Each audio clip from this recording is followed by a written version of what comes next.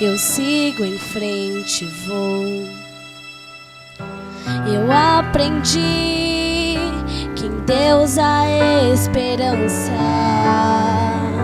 de me tornar a sua semelhança. O Senhor me ajudará na estrada. Preciso enxergar além, preciso alcançar. Minha fé me faz mover montanhas, me faz voar bem alto como as águias.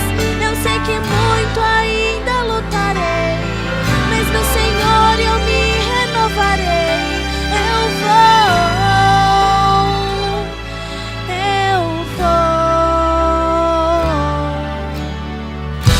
Difícil é saber que estou distante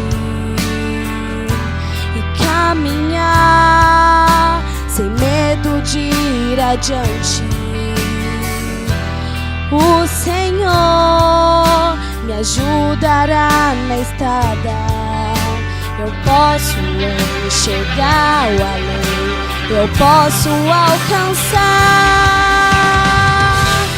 Minha fé me faz mover montanhas, me faz voar bem alto como as águias.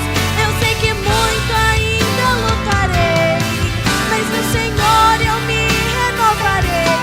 Eu vou.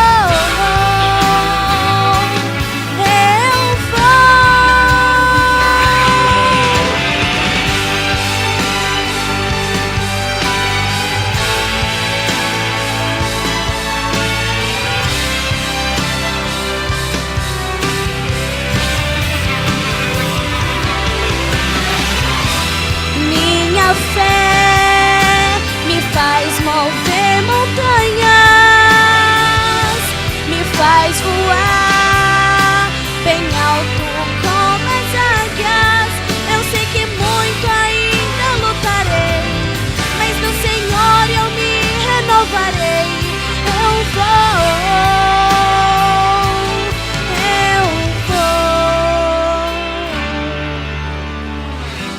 Minha fé me faz mover montanhas. Amém. Uma boa noite. Eu vou dar uma segunda oportunidade. Eu não gostei do boa noite. Eu gosto de gente animada. Cristão tem que ser animado, né? Então vamos lá, vamos ensaiar. Uma boa noite. Essa boa noite não foi para mim, mas foi para Papai do Céu, viu? Nós viemos aqui para adorá-lo. E que o teu coração nessa noite esteja pronto a adorar esse Deus. O Edivaldo começou a falar, eu trabalho na Paulistana, né? Já vamos para o 4º ano ali como obreiro bíblico. E 3 anos lá é assim, eu comecei no Roupão da Fé em 2013. Eu sou um ex-morador de rua, né? Morei na rua 4 anos. Sou um ex-dependente químico, né? Usuário de crack, né? E quando eu saí da dependência química, eu me enfiei no evangelho. Troquei uma coisa pela outra, né? A mesma disposição que eu tinha para usar droga, hoje eu tenho para pregar a palavra de Deus, né? Mas o que o Edivaldo estava falando aqui é, a gente não faz nada, a gente apenas se predispõe aí e Deus vai trazendo as pessoas. Eu me lembro que nós estávamos em Campos do Goitacás, nós fomos fazer uma semana de oração ali, e eu conversei com uma jovem muito bonita, ela estava fora da igreja, mas era uma menina de destaque, né? E naquela semana eu propus para ela voltar para a igreja, propus que ela se batizasse no sábado, e ela disse não. A minha vida, o que eu estou vivendo no momento era uma microempresária, né? O que eu estou vivendo no momento, não tem como eu deixar e voltar para a igreja. Mas naquela semana, na quinta-feira, ela foi em uma festinha. E ela disse que lá na festa ela ficou bem perto onde ficam as caixas de som, ouvindo aquele som que chega bum, bum, bem alto mesmo, né? E ela estava bebendo uma cerveja e um rapaz se aproximou dela. Adriana, o nome dela. O rapaz se aproximou e ela tentou afastar. Quando ela tentou afastar, ele só se aproximou e disse assim no ouvido dela: vai para casa agora que tem alguém orando por você. Ela ouviu isso, o rapaz se afastou e saiu. E ela naquele momento, no meio dos amigos, só colocou um copo de cerveja e disse: eu preciso ir para casa agora. E a Adriana agora sai, pega o carro, chega em casa, correndo. Quando ela tenta empurrar a porta da casa dela, ela tenta entrar, alguém está do outro lado da porta. E ela com muito jeito, quando deu de passar, que ela ligou a luz, a mãe dela estava orando no pé da porta. Graças a Deus, a Adriana naquela semana se batizou e voltou para a igreja. É assim, é o Espírito Santo que traz. Bom, nós viemos aqui para estudar a palavra de Deus, né? Então vamos abrir as nossas Bíblias. Só um momento antes, eu trouxe um presente. Tem alguém aqui na igreja que entrou hoje na igreja pela primeira vez? Que entrou hoje pela primeira vez nessa igreja? Não tem, né? Tem alguém aqui que está nos visitando recentemente? Tem alguma visita que está nos visitando recentemente? Eu quero dar uma Bíblia para o senhor. Vem aqui na frente, vem receber.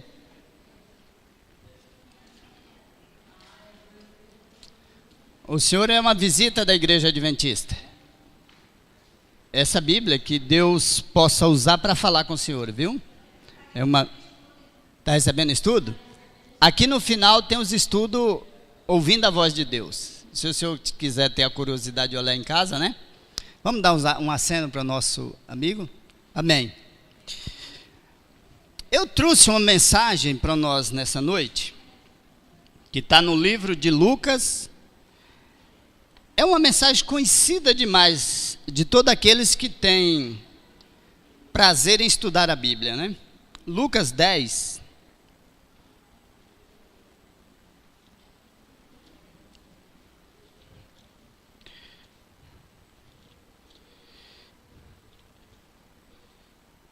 Lucas 10, a partir do verso 25.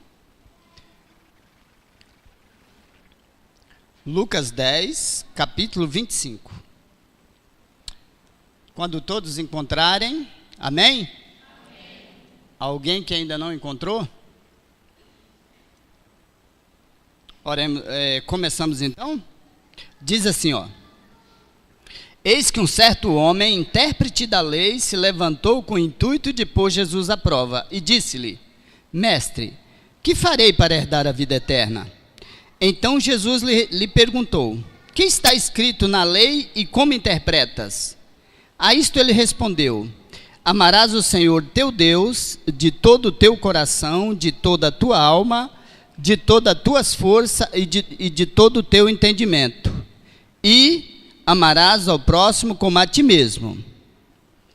E vamos ler também, para complementar, o versículo 27, que diz assim, ó. Não, 29, diz assim, ó. Ele, porém, querendo justificar-se, perguntou a Jesus: quem é o meu próximo? Amém? Meus irmãos, essa é a palavra de Deus para nós nessa noite, amém, irmão? Eu quero dizer que você pode entrar na igreja aqui hoje e sair do mesmo jeito que você entrou, vazio. Mas pode acontecer de você entrar na igreja e ter um encontro com Deus nessa noite, amém? E como é possível isso? Só tem uma maneira de você entrar na igreja aqui e ter um verdadeiro encontro com Jesus, experimentando a palavra de Deus. Então meu conselho para você nessa noite: experimente a palavra. Esqueça tudo que esteja no mundo lá fora e se conecte aqui nessa noite diretamente com a palavra de Deus, amém? Vamos fazer uma pequena oração, vamos pedir a Deus que tenha misericórdia de nós, para que nós possamos entender a sua palavra, porque sabedoria só vem de Deus. Não adianta a sabedoria humana, que ela vai passar. Então, do jeito que você está, eu vou pedir para que você fique em reverência para nós fazermos mais uma oração. A Bíblia diz que muita oração, muito, pouca oração, nenhuma oração. O poder que nós estamos querendo nessa noite é a presença do Espírito Santo dentro dessa igreja, amém? E vamos interceder por isso. Querido Deus e eterno Pai, obrigado nesta noite, Senhor, pelo privilégio de estarmos aqui. Só te pedimos que nessa noite o Senhor perdoe os nossos pecados e possa, juntamente conosco, compartilhar nesse momento, desse grande momento de adoração a Ti. Receba toda a palavra dita aqui, cantada, falada e não expressada também, Senhor. E te convidamos que seja o Senhor, nesta noite, aquele a qual dirigimos toda a nossa adoração. Por isso, pedimos a presença do Espírito Santo nesta igreja, em nome de Jesus. Amém. Amém. Queridos, o relato que nós lemos diz que um intérprete da lei levantou com o intuito de pôr Jesus à prova, né? Coitado, né? Eu acho que ele não sabia que Jesus sabe ler a mente e o coração, né? Dificuldade é essa, né? Então ele levanta com o intuito de pôr Jesus à prova. Precisamos entender um pouquinho desse relato para entender a mensagem dessa noite. Quem era o intérprete da lei? Era uma pessoa que conhecia muito bem o livro da lei, que era o Pentateuco, ou seja, os primeiros 5 livros de Moisés. E essa pessoa, a gente pode dizer que era um profissional que estava capacitado para explicar e interpretar a lei de Moisés. Só que, no tempo de Jesus, essas pessoas elas foram ficando meio ofuscadas, né? Porque Jesus nasceu, cresceu, aos 12 anos ele já entrou no templo, e ali com os doutores da lei, ele deu uma lição com 12 anos naquele pessoal ali. E pelo que Jesus fazia, pelas curas, pelos milagres, pela maneira com que ele falava a palavra, essas pessoas foram ficando incomodadas, porque eles eram o centro das atenções. O intérprete da lei, ele estava sempre cercado de pessoas querendo entender, querendo saber. E esse senhor aqui, ele quer envergonhar Jesus em público, ou seja, em público ele quer fazer com que Jesus não passe de um farsante, ou de alguém que apesar de fazer tudo, não conhecia da lei. Mas ele faz uma pergunta muito interessante. Ele diz mestre. Quando eu chamo alguém de mestre, eu estou querendo dizer que ele é uma pessoa que conhece daquele assunto, né? Então ele se dirige, mestre, que farei eu para herdar a vida eterna? Você já parou para analisar a profundidade dessa pergunta? Quem sabe você também já fez essa pergunta para você. Quem sabe inconscientemente já fizemos essa pergunta. Que farei eu para herdar a vida eterna? Agora, o que Jesus traz de volta para ele é que me deixa assim de maneira bastante... que me expressa assim, uma alegria de ver como Jesus trata cada assunto, né? Jesus sabia que ele estava ali para pôr Jesus à prova. Jesus leu o pensamento. E leu o pensamento dele. Então o que Jesus disse? Então Jesus disse para ele assim: que está escrito na lei e como interpretas? Nós sabemos que a lei não salva, né? Nós sabemos que nenhum mérito que nós fazemos pela lei vai nos trazer salvação. A salvação vem de Cristo Jesus. Mas Jesus quer reverter esse quadro. E que quadro? Da pergunta: que farei eu para herdar a vida eterna? E Jesus também sabia que o judeu, de uma maneira geral, eles tinham a salvação vindo pelas obras da lei. E aí Jesus diz para ele, o que está escrito na lei e como tu interpretas? E ele respondeu: amarás o Senhor teu Deus de todo o teu coração, de toda a tua alma, de toda a tua força e de todo o teu entendimento. Entendimento. Jesus está dizendo algo aqui que faz parte da nossa salvação. E é o que nós vamos entender nessa noite. Não que a lei salva, mas nós vamos analisar o que Jesus está falando, que faria com que o intérprete da lei entenderia de que maneira ele poderia ser salvo. Então Jesus diz para ele assim, o intérprete da lei diz assim: amarás o Senhor teu Deus de todo o teu coração. Deixa eu te perguntar uma coisa, meu irmão, nessa noite. Será que você entende o que é amar a Deus de todo o teu coração? Será que você já se fez essa pergunta? Será que eu amo Deus? Porque assim, se nós perguntarmos nessa noite se você ama a Deus, você vai dizer que ama sim. Mas você já olhou a profundidade disso? Já chegou a analisar isso? O que é? Eu estou apenas no primeiro item, viu? O que é amar a Deus de todo o teu coração? Amém? Eu quero analisar com você nessa noite, podemos? Tem um personagem que nós vamos analisar que dá para a gente ter um entendimento do que é amar a Deus de todo o teu coração, amém? Vamos para o livro de Jó. O livro de Jó, um pouquinho antes de Salmos, Jó capítulo 1,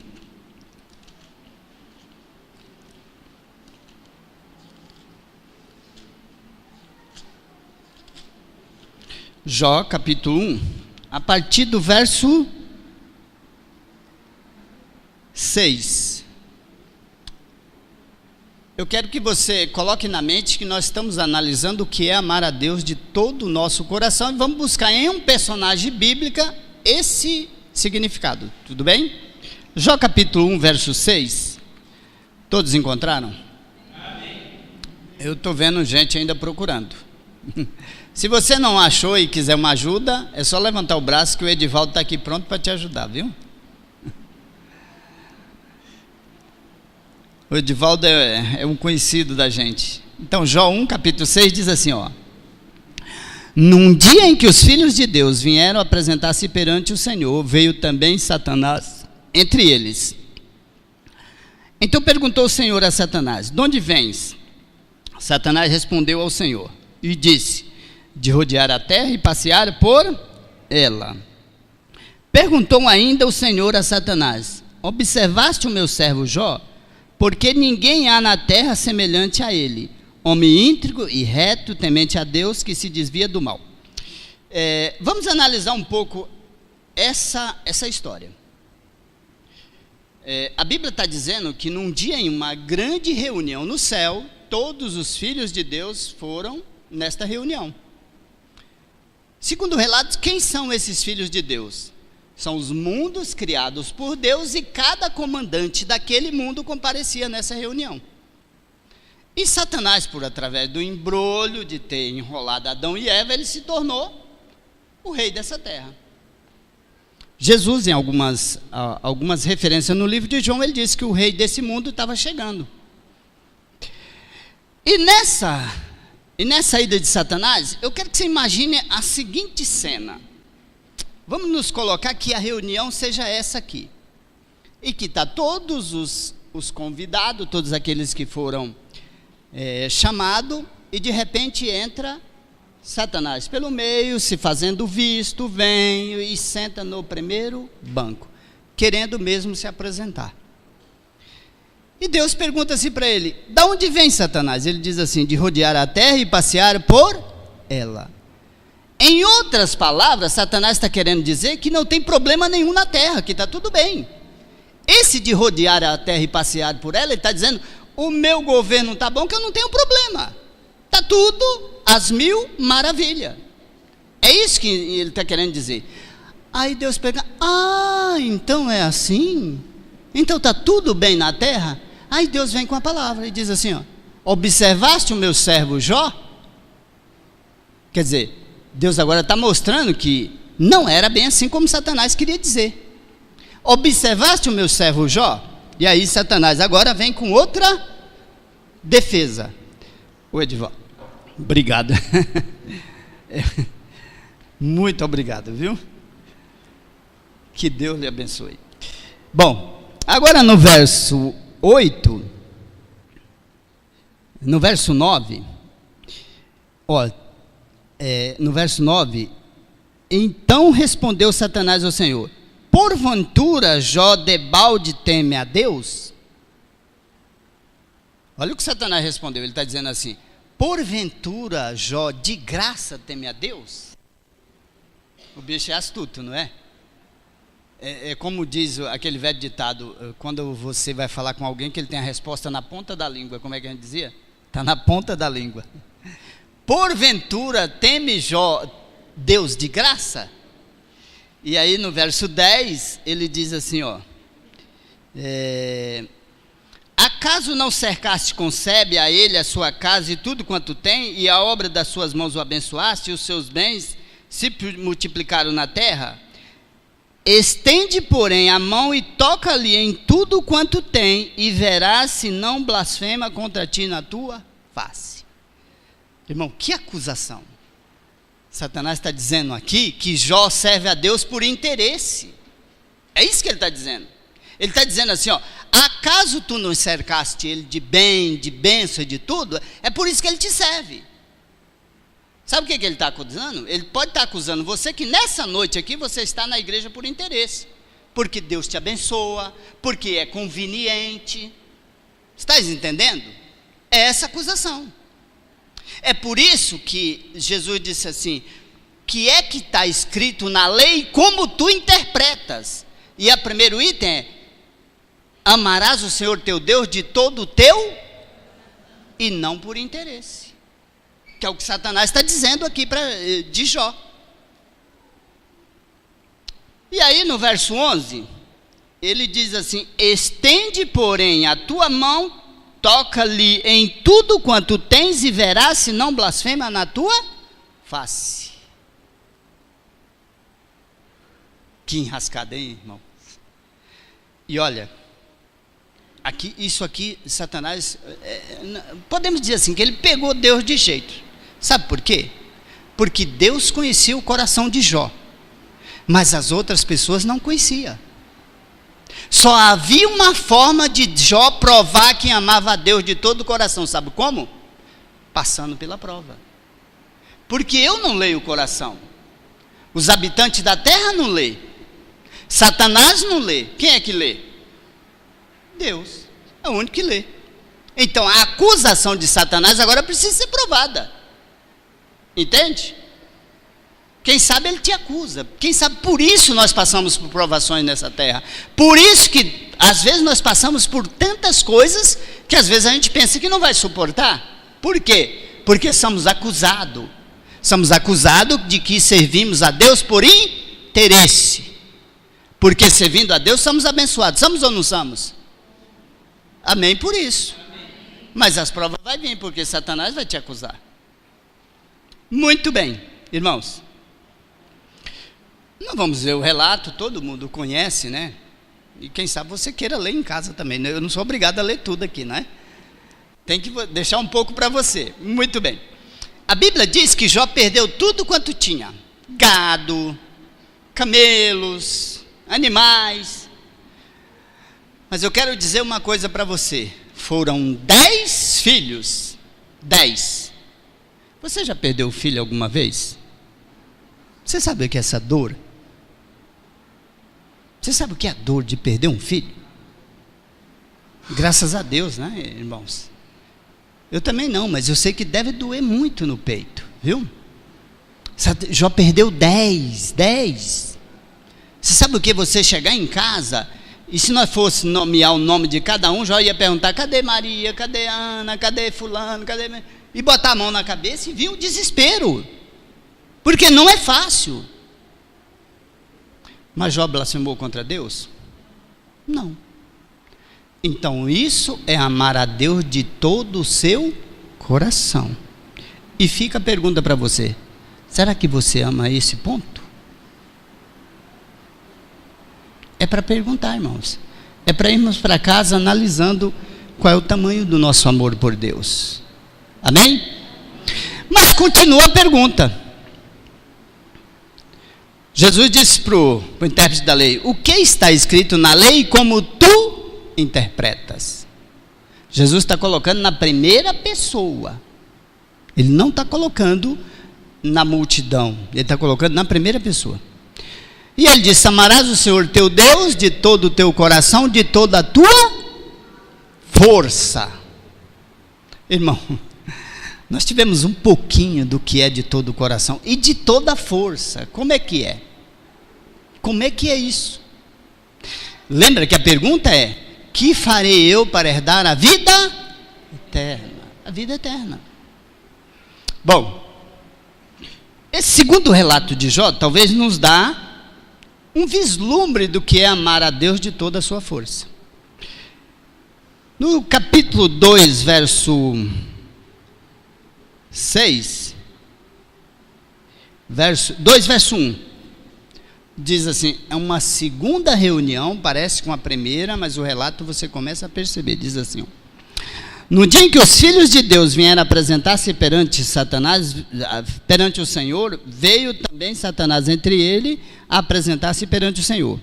Então o Senhor disse a Satanás: de onde vens?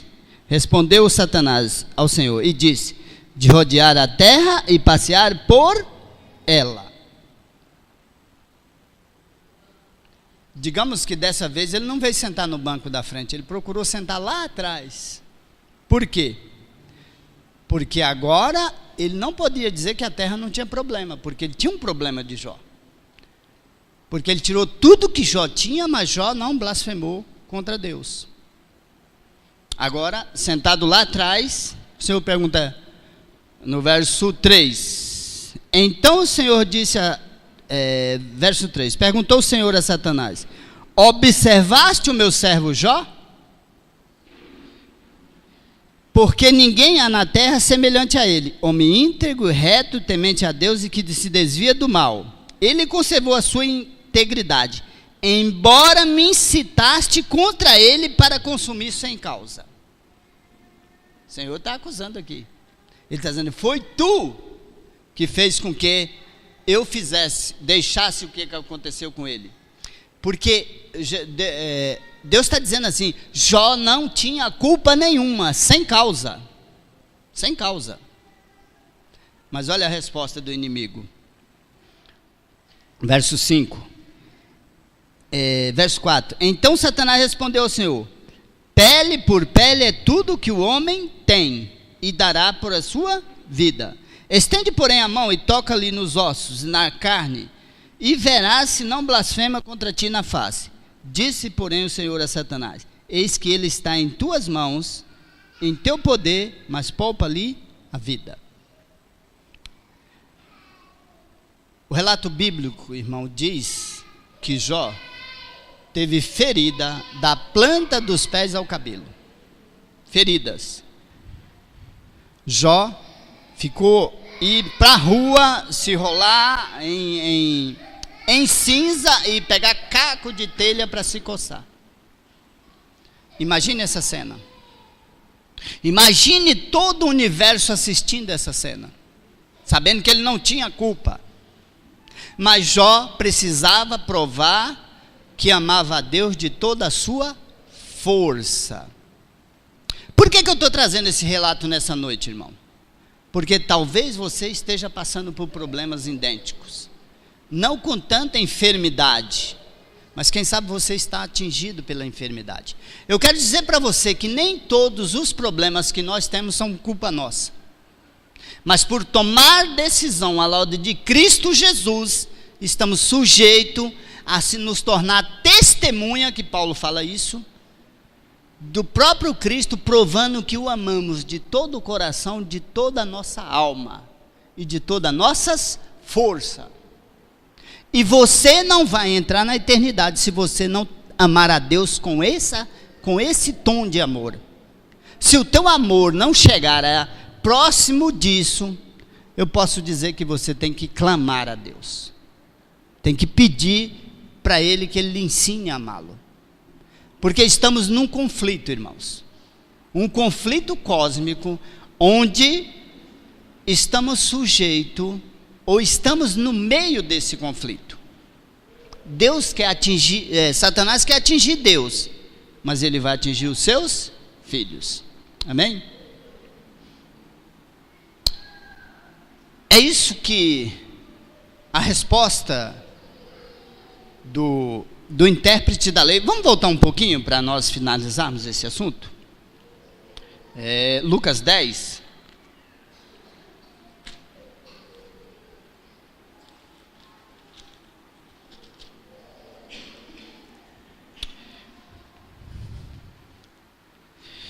Eu gosto da resposta de Jesus.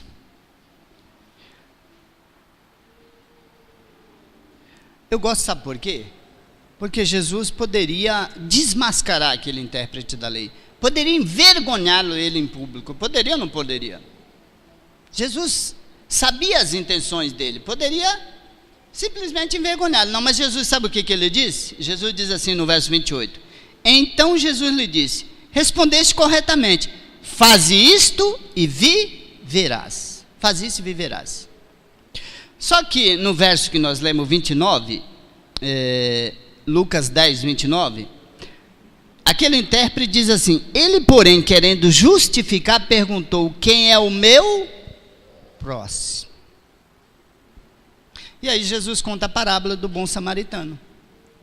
Jesus disse que um homem vinha de Jericó para Jerusalém, e ele foi atacado por salteadores, tomaram tudo que tem, e deixou ele semi-morto. E aí Jesus disse que veio um sacerdote, viu ele e passou de largo. Veio um levita, viu ele e passou de largo. Veio um samaritano, e o que fez?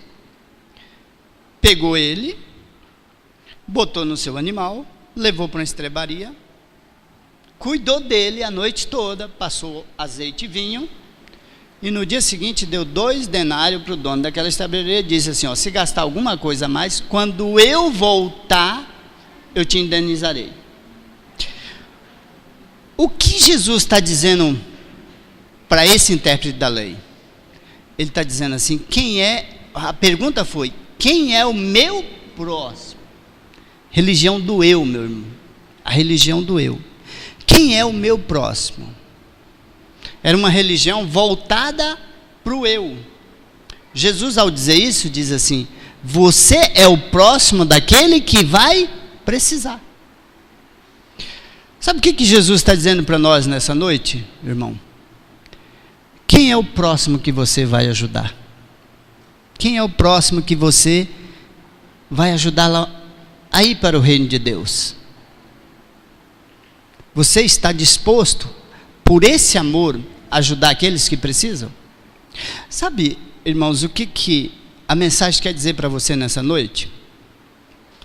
Que muita gente vai entrar nessa igreja esse ano de 2019.